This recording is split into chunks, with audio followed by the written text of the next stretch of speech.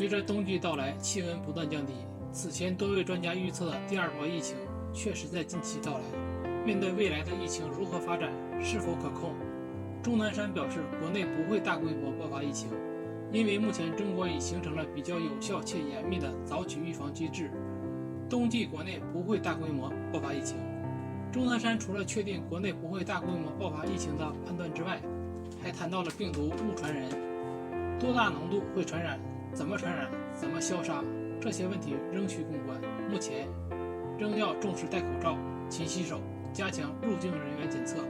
元旦春节避免去中风险地区，可见元旦春节是一大考验。双节出行需求的增加是必然的，尤其是在中国没有必要禁止出行。这一点跟国外的情况有很大不同，但是现在出行确实要更加重视，更加注意。另外，29日下午举行的第14届上海民进教育论坛上，华山医院感染科主任、上海市新冠肺炎医疗救治专家组组长张文宏在谈到新冠病毒变异与新冠疫苗接种时表示，如果全球疫苗接种推进顺利，疫情最好情况下在明年下半年就会得到控制，如果不迅速推进，明年上半年基本上是不好过的。同时他表示，世界上很多不能生产疫苗的国家还需要中国、美国、欧洲不断开展合作，如果不能得到很好的接种，达到一定的比例，这个疫情会没完没了。在他看来，如果全球疫情不能得到很好控制，最终经济会受到极大打击，所以明年下半年的疫苗接种极为关键。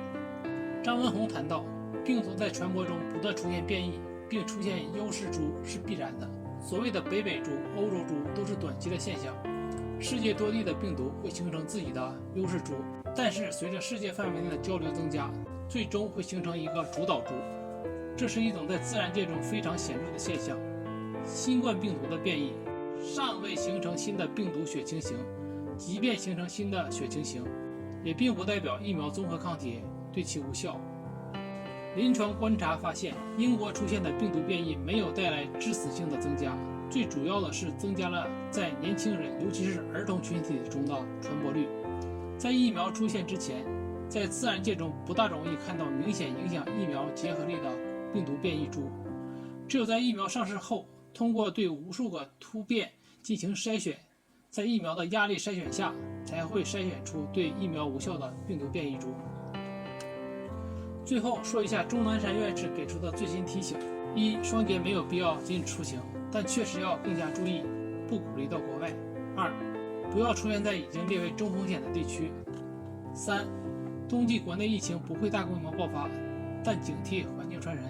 四、打疫苗一般1个月后才有效，打了疫苗也要预防；